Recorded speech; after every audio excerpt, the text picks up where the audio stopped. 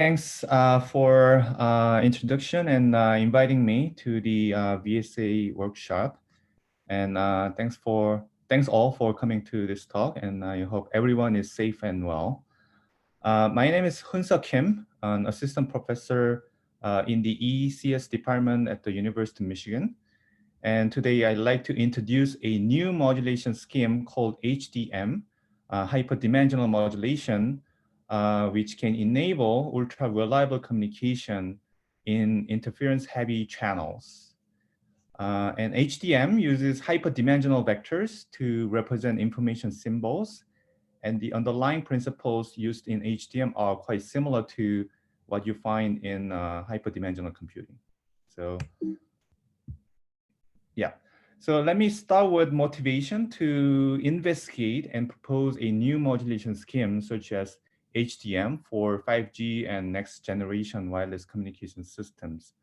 So the new driving technologies in 5G and next generation systems are mainly in three domains. One is enhanced mobile broadband, and second is ultra reliable low latency communications, URLLC. And the third domain is the massive machine type communications. In particular, the combination of the URLLC and massive machine type communication enables new applications such as industrial automation with sensing and control, safety and security monitoring and control, as well as autonomous driving through V2X communication. But URLLC and machine type communication have unique challenges that are not fully addressable by existing wireless communication standards.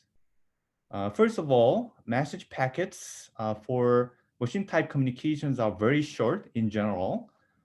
Therefore, conventional error correction codes that assume very long message length is no longer optimal. And since there are so many nodes and sensors in the massive machine type communication network, intra and inter-network interference mitigation becomes a very significant problem. So hyperdimensional modulation, HDM, is proposed to address aforementioned challenges. HDM is specifically designed for ultra-reliable low latency communication for nodes in massive machine time communication networks. And HDM is particularly useful for delayed critical short message communication in MMTC when the message length is relatively short, such as 128 or 256 bits. And HDM is more reliable than BPSK protected by state-of-the-art error correction codes, such as LDPC and Polar codes for the same spectral efficiency. And the complexity of HDM decoding is lower than that of LDPC and Polar code decoding. And moreover, HDM is more tolerant to packet collisions and interference. Therefore, it is applicable to grant-free ultra-low latency IoT networks where each node can transmit anytime because packet collisions can be well mitigated by hyperdimensional modulation. So now I'd like to introduce some technical details of the proposed HDM. And the underlying principle of HDM is quite similar to the principle of hyperdimensional computing. And HDM uses the property that two random hyperdimensional vectors are nearly orthogonal to each other. So when you transmit multiple hyperdimensional vectors at the same time, you can demodulate each vector under the interference from the other hyperdimensional vectors. So in conventional orthogonal modulation and multiplex schemes, such as CDMA, people pay significant attention to make multiple signals orthogonal to each other by applying carefully designed spreading codes. But the observation used in HDM is that random non-orthogonal modulations can be better than carefully designed orthogonal modulations when the dimension is large. So the diagram at the bottom shows the HDM modulation procedure, and the input to the HDM is arbitrary information bits. And in HDM, we first convert the information bits to a sparse vector xi by using phase shift keying modulation and using pulse position modulation. So basically for each xi, we select only one non-zero element position based on the information bit and use one of the PSK modulated symbols for the only non-zero element value. So in other words, you can identify the original information bits by looking at the non-zero element position and the phase of that non-zero element value in a hyperdimensional vector xi. And the next step is fast linear transform, such as FFT, which is denoted by this F in the equation and the diagram. And note that xi is sparse with only one non-zero element, but after this transform, the vector becomes dense with non-zero elements everywhere in the vector. Okay, and the third step is random permutation, which is denoted by this pi. This random permutation pattern is known to both the transmitter and the receiver. And this permutation pattern does not have to be designed very carefully. And basically any random permutation works well. And here, note that both fast linear transform and the random permutation are both linear operations. Therefore, we can use a linear transform matrix AI to represent the combination of the fast linear transform as well as the permutation matrix P. And you do the same procedure with different random permutations for each path, which uses different information bits. Then you will have multiple hyperdimensional vectors, A1x1, A2x2, etc. And they are not orthogonal to each other. But when the dimension is large, we know that they are nearly orthogonal. So in HDM, we transmit multiple independently generated vectors at the same time by just simply adding them all together element-wise. And the vector S here is the HDM modulated vector, and we transmit it in a serialized fashion after the parallel to serial conversion, and we send it element-wise one by one or over the air. So that's the HDM transmission. So let me just briefly summarize HDM modulation with this visualization. So we first modulate multiple information bits using a sparse vector xi, and the non-zero position and the phase of the non-zero element conveys the information bits, and xi is sparse. And then we apply a fast linear transform such as FFT to the vector xi, and then we also apply this random permutation pi. And this fast linear transform and random permutation is combined as a linear operation AI. And after this linear transform, the vector becomes dense with non-zero elements everywhere. And then we create multiple HDM vectors AI, Xi, and then we add them because they are nearly orthogonal when the dimension is large. And the combined vector S is the modulated signal. We send it over the air element-wise for wireless communication. So as in conventional communication schemes, the main challenge of HDM is also in the demodulation process. And our goal here is to decode information bits without errors when the transmitted HDM vector S is corrupted by the channel noise n. And in this work, we only consider additive white Gaussian noise, AWGN channels. And the receive vector y can be denoted by the S, the transmit vector plus noise.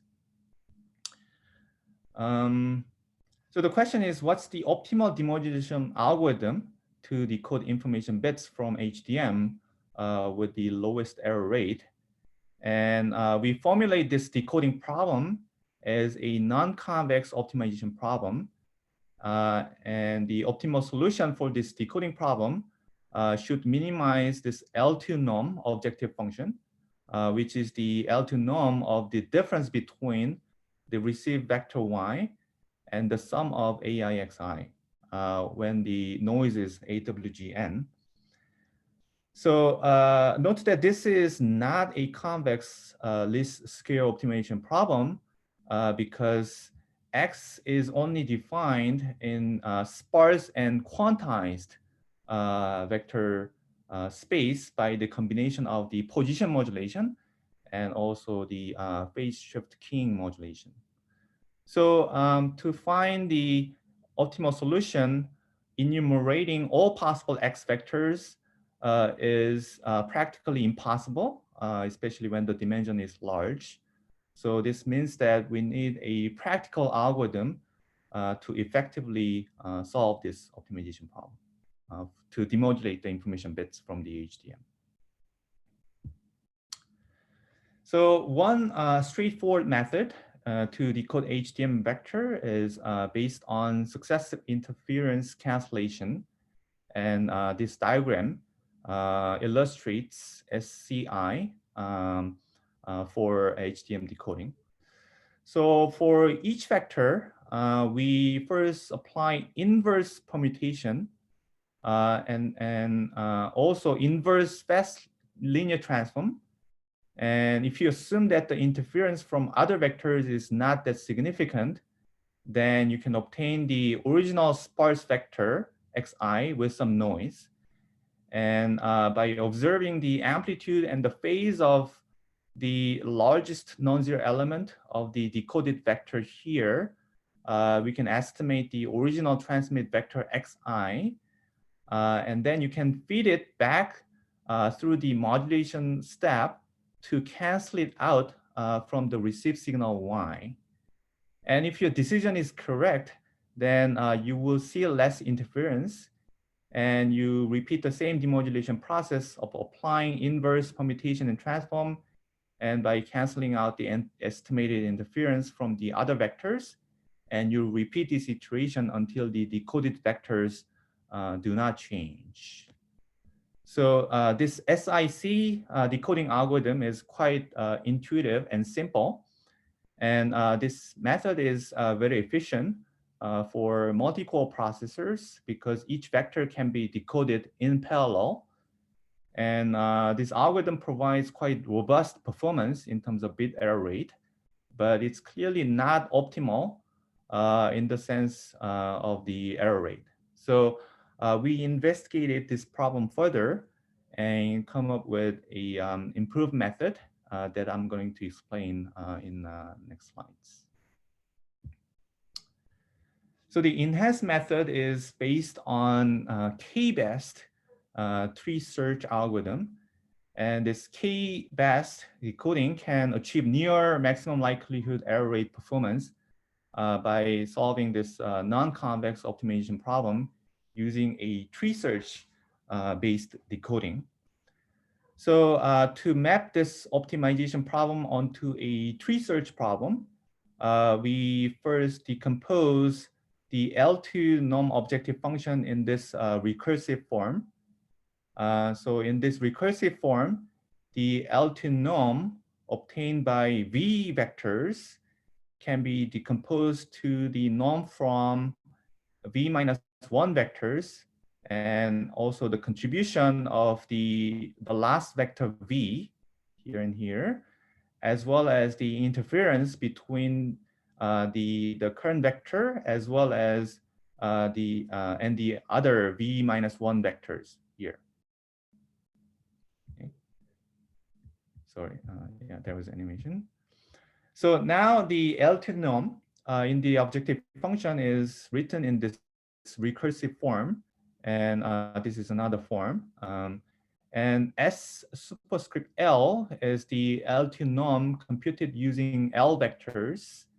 And this L2 norm is computed by the L2 norm using L minus 1 vectors minus the contribution of the current vector XL plus the interference between the current vector XL and the previous vectors from X1 to Xn minus L minus 1.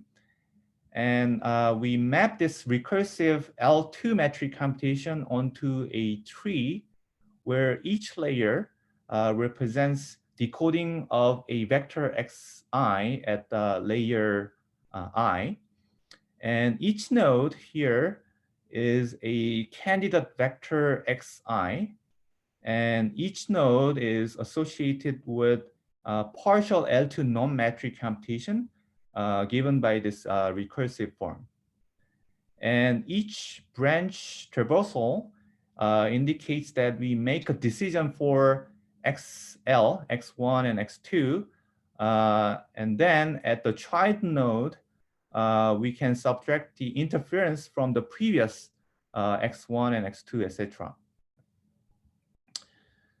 So for all candidates in the same layer, we evaluate the L2 non-metric using the tree traversal history to get to that particular node. And each node will have a different tree traversal history like that. And therefore, it will have a unique interference term from the previously decoded layers for the L2 metric calculation at this point. So for each layer, we evaluate all nodes in a single layer, and then we only keep the best K with the smallest L2 norm at a certain layer.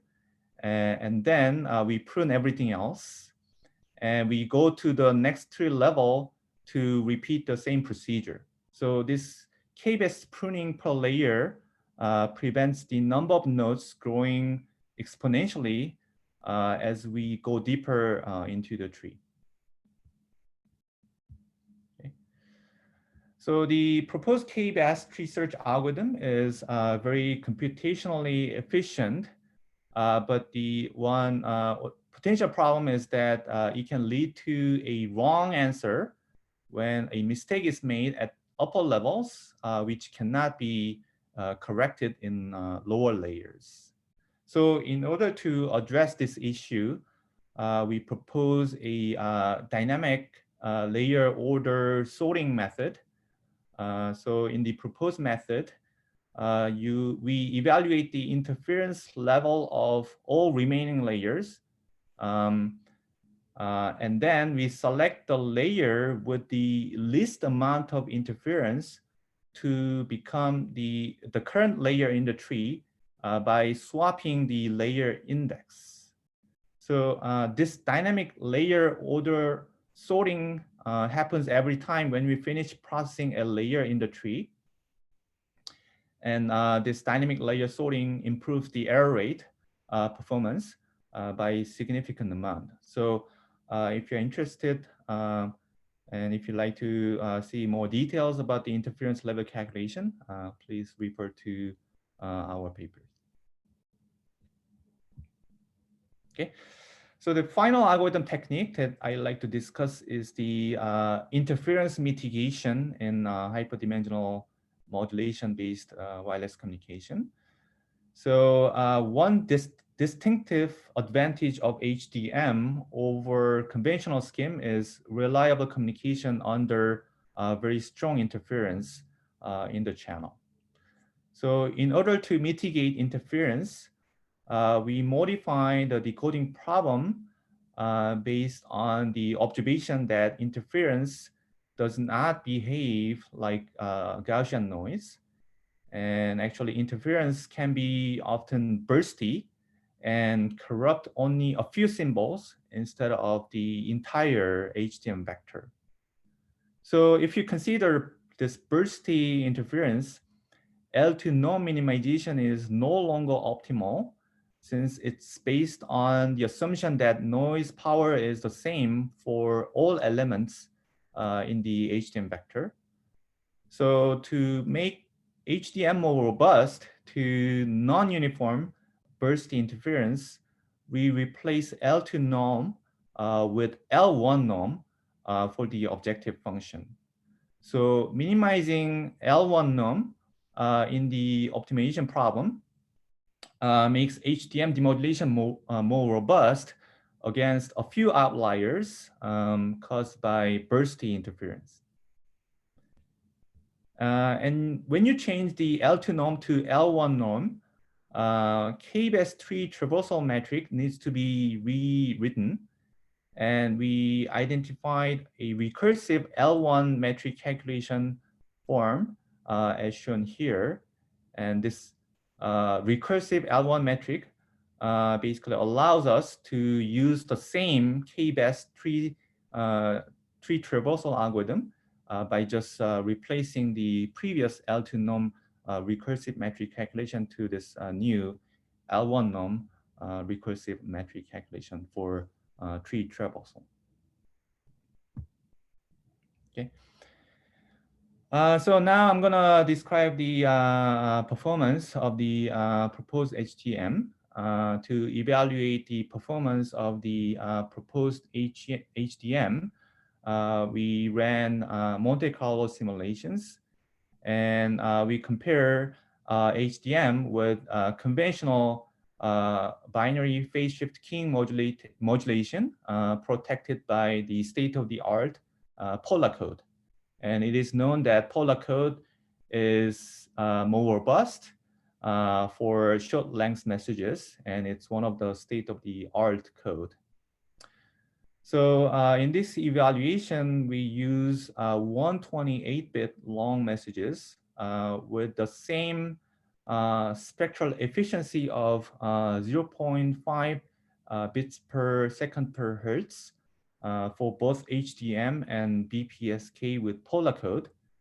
And notice that BPSK with Polar code is one of the most reliable modulation for 0.5 bits per second per hertz spectral efficiency, which can operate in a very low SNR regime around 2 to 3 dB. And since the rate is 0.5 and the message length is 128, the HDM vector size is 256. Okay. And the figure here shows the packet error rate as a function of SNR, signal to noise ratio, in AWGN channel without interference. And the signal to noise ratio SNR is defined by EB over N naught, where EB is the energy per information bit, and N naught is the noise power spectral density. So as you can see in the figure, the lower curve means better performance because it has lower packet error rate. HDM with L2 K-best decoding shown with red and blue curve outperforms BPSK polar, which is in black. And the color blue and red correspond to different decoding order sorting methods employed for HDM. And we found that the ordering algorithm doesn't impact the performance much, but performing ordering is important, but you can select different ordering schemes. Okay. And the green curve is the HDM performance with L1 norm decoding instead of L2. And the performance of L1 based decoding in the channel without interference is expected to be worse than the L2 norm based decoding because L1 norm is not a proper metric when there is no interference in the channel. Okay, but HDM significantly outperforms the state-of-the-art BPSK polar. Okay, So now I'd like to show the performance of HTM when there is strong interference in the channel. And for this evaluation, we consider a narrowband scheme with 1 kilohertz bandwidth. And HTM coexists with wideband legacy systems such as Wi-Fi and Bluetooth. And the interference from Wi-Fi and Bluetooth follows a Poisson arrival process. And the desired packet length is 128 millisecond long because we are using 1 kilohertz bandwidth, and information bit length is 128 bit. And each interference packet is assumed to be 2 milliseconds long, which corresponds to typical Wi-Fi and Bluetooth packet length. And notice that this interference packet length is much shorter than the HTM packet using narrow bandwidth. And here, top right figure shows the packet array performance for various signal to interference ratio, SIR, on the x-axis. And the background noise power is 3 dB lower than the desired signal power for this simulation. So signal to noise ratio is 3 dB, and we are changing the signal to interference ratio on the x-axis. And interference packets have random power with log normal distribution with variance of 10 dB, while their mean power is determined by the SIR. And the interference packets follow Poisson arrival process with the mean interval of 5 milliseconds, which is much shorter than the HTM packet length of 128 milliseconds. So this top figure confirms that HTM with L1 minimization in red provides much better performance than the other. And the blue curve is the HTM with L2 non-minimization. And it provides about 2.5 dB better SIR compared to BPSK Pola. Okay. And it's because HTM is inherently more robust to interference.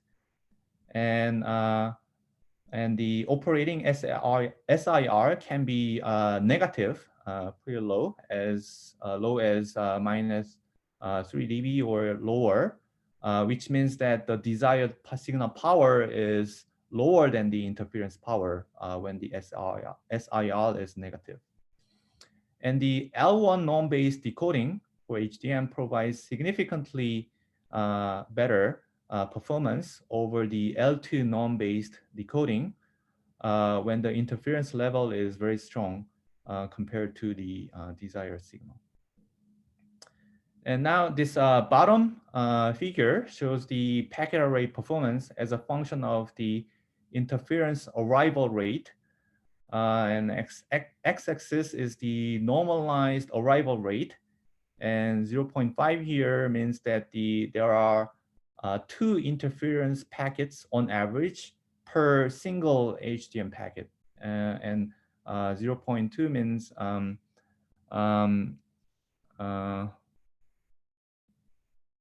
so that's 0 packet interference packet per millisecond. Yeah. So the SIR for this evaluation is set to minus 5 dB. Red curve is HTM with L1 minimization, and the blue curve is HTM with L2, and the black is again BPSK Pola. And the curve shifted to the right means that the HTM can tolerate higher interference arrival rates for the same packet rate.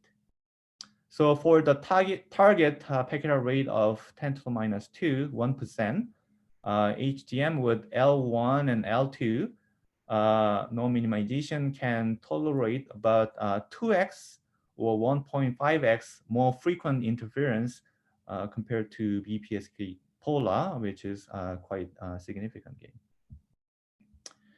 So to evaluate the performance in a real-world communication scenario, we used an USRP software-defined radio platform to capture real-world over-the-air interference packets from Wi-Fi and Bluetooth. And the capture spectrogram examples are shown here. And the spectrogram x-axis is the time, and y-axis is the carrier frequency. And the color indicates the interference signal power. So yellow means stronger power. The Wi-Fi interference shown on the left has 20 megahertz bandwidth, and the Bluetooth shown on the right has 2 megahertz bandwidth with frequency hopping. You see that the carrier is changing for different packets.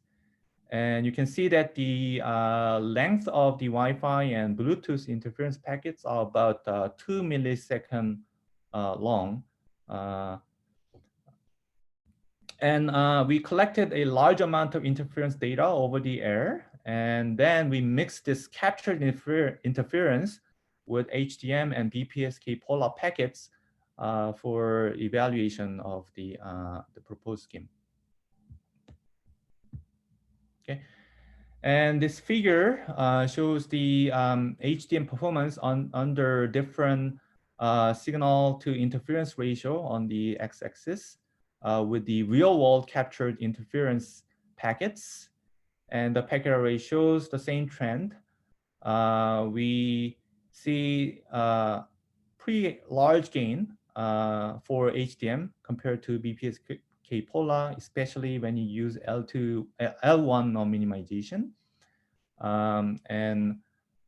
It confirms that L1 minimization can provide very reliable communication in the high interference channel, and it provides more than 5 dB gain compared to BPSK polar, which is very significant.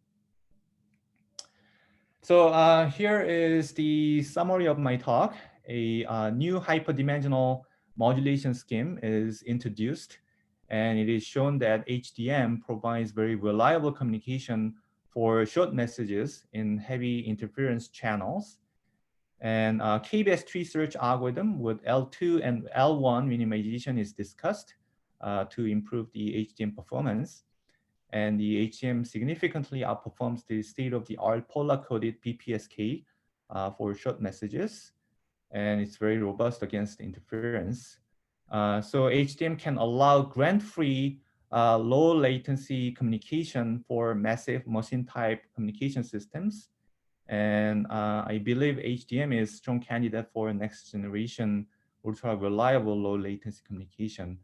And there is more research to do to analyze the HDM performance in the context of non-orthogonal modulation multiple access compared to conventional orthogonal modulation and multiple access. So this work was funded by DARPA Young Faculty Award and NSF Korea Award. And credit should go to my PhD student, Chin-Wei Su. And here's the list of HDM-related publications. And thanks for your attention, and I'd be happy to take your questions. Thank you. Thank you, Hun-Seok. Excellent, so nice talk. Thank you. So now I open the floor for questions. So feel free to unmute yourself and speak.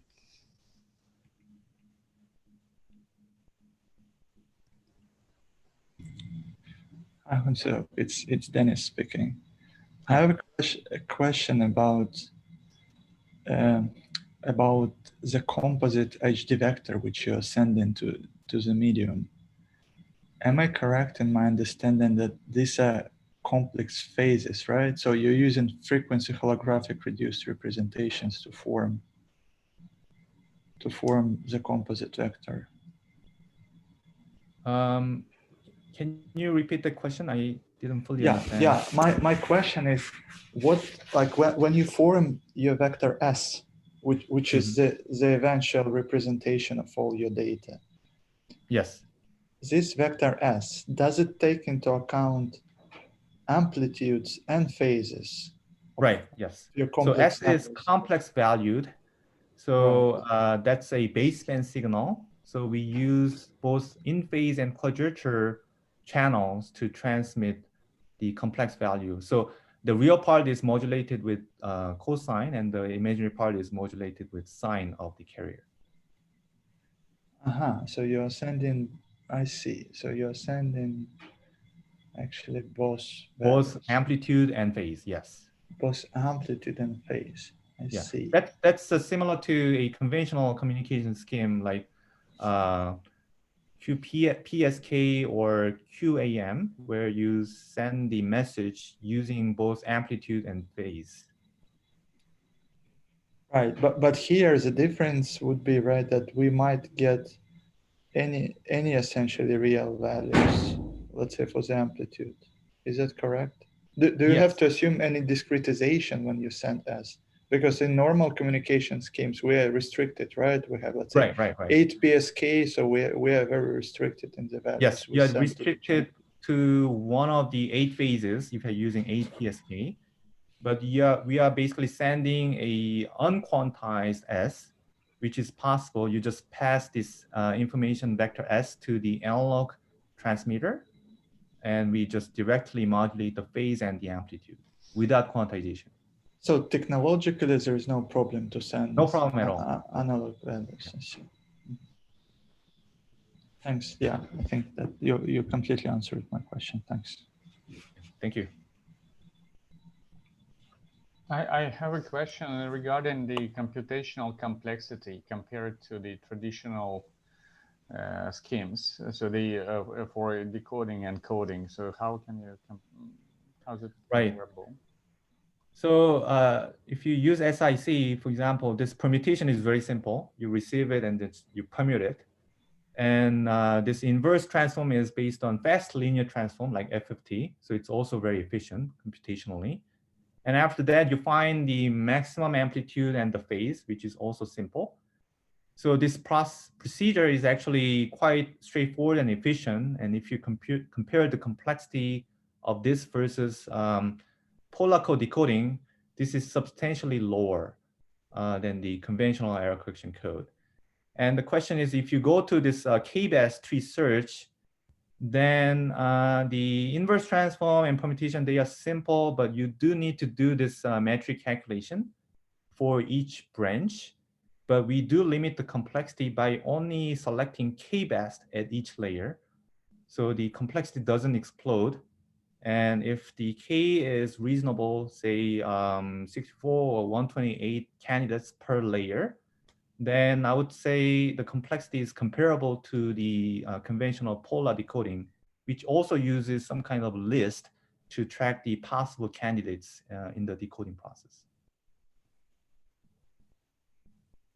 Okay, thank you. Any more questions? I also have a question related to the encoding. Sure. Do you mind to go back to the slide where you show the encoding process?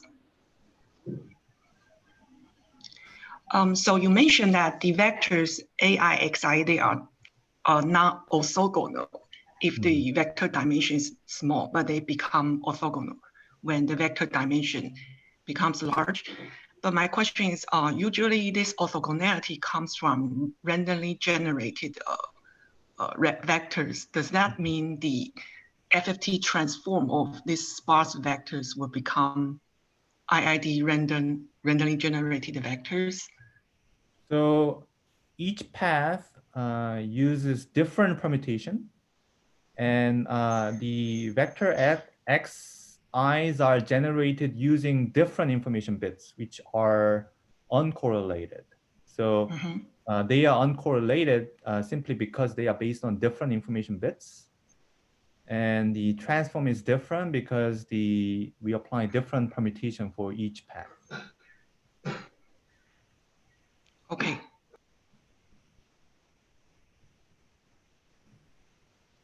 I have a question.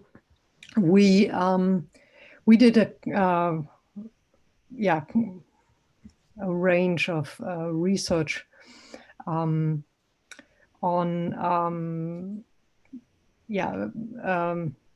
a scheme that we called collective communications. So we used the Hamming distance and least squares estimation, but otherwise, we just and getting similar results as you got. So, did you have a look at other approaches? So far, we investigated two approaches. One is the successive interference cancellation based one. So we basically decode each vector, ignoring the interference, make a decision, and based on the decision, we cancel the interference and we repeat it. So that's first approach. And the second approach was to use tree search based decoding. And so I think it depends on whether the information is completely under your control or not. So in our case, it's completely under our control. For example, this vector x here can be sparse. The sparsity of x is fixed, right? So we can have control the sparsity of the x, and we also have the control for the phase of the x. So therefore, we can do search for finding x within the valid search space, and that's how we end up with this proposed method. But let's say if x is a source, such as image or audio or some other signal which is not completely under your control, then the decoding algorithm could be different. But we haven't investigated other approaches when the x is just regular source. I mean, we wrote the paper around 2011, so it should be, has been around for a while. Okay, yeah, I'll take a look and hopefully learn from your paper. I mean, it's really a nice application, I think, to use hyperdimensional communications techniques. So yeah, I'm looking forward to reading your papers. Yeah, thank you. Yeah, same here. Yeah, we are also very excited to see that this actually outperforms carefully designed state-of-the-art scheme. Yeah, thank you. Well, last chance for questions. Yeah, I had a quick. Yeah. Sorry, go ahead. Sure. Okay, yeah, I had one question about the L1 norm versus the L2 norm in the decoding. I think your results showed that in the presence of interference, the L1 norm gave better results. Mm-hmm. And I was wondering if you have any intuition as to why that was the case. I would have expected that the norm that would produce better results would be the one that would be better matched with the characteristics of the noise. And so is the interference non-Gaussian or what's going on? So the observation is the interference is non-Gaussian and it's also bursty. So the interference packet is much shorter compared to the HTM packet. So interference comes and goes within a packet. So it's actually sparse in that sense. So L1 norm basically finds a noise or interference pattern which can be sparse in time. But L2 norm basically forces that the noise or interference to be flat in terms of average power over the entire time duration. So therefore, it's optimal for AWGN, regular white Gaussian noise. But if the interference is bursty with some peaks in time domain, then L1 norm minimization can better estimate that kind of bursty interference. Okay, great. Thank you. Thank you.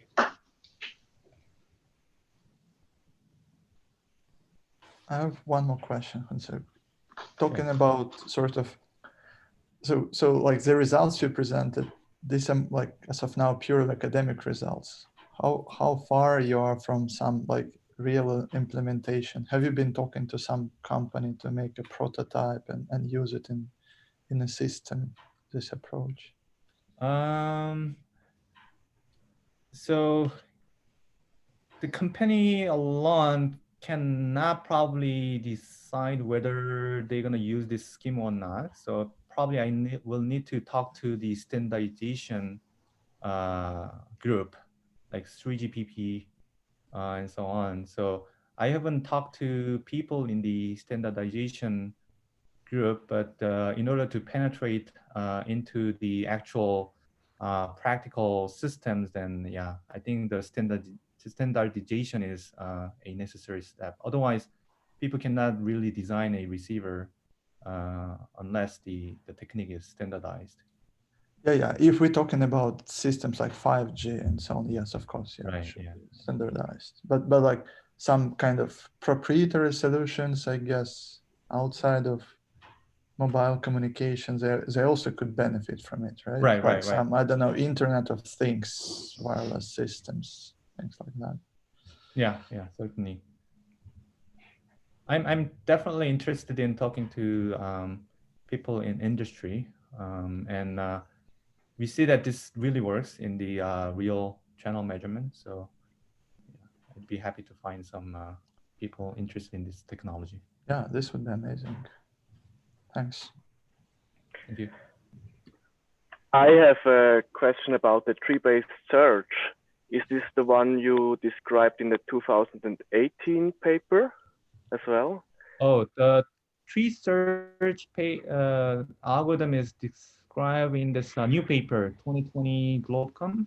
This is pre-publication. It will be published in December. So if you want a copy, then just feel free to email me so that I can send you an early copy. Okay, great, thanks.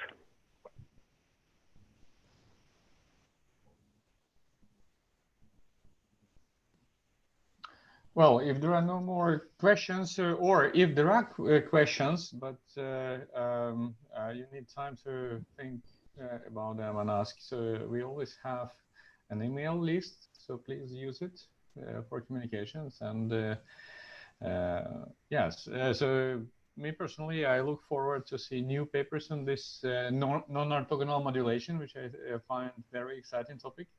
So good luck with the development. Yeah. And thank you for your talk today. Thank you very much. And thank you all for attending. So see you next time. So the speakers are selected. I will announce the agenda for the next webinar in a separate email, but we will see each other on December 14th in 2 weeks.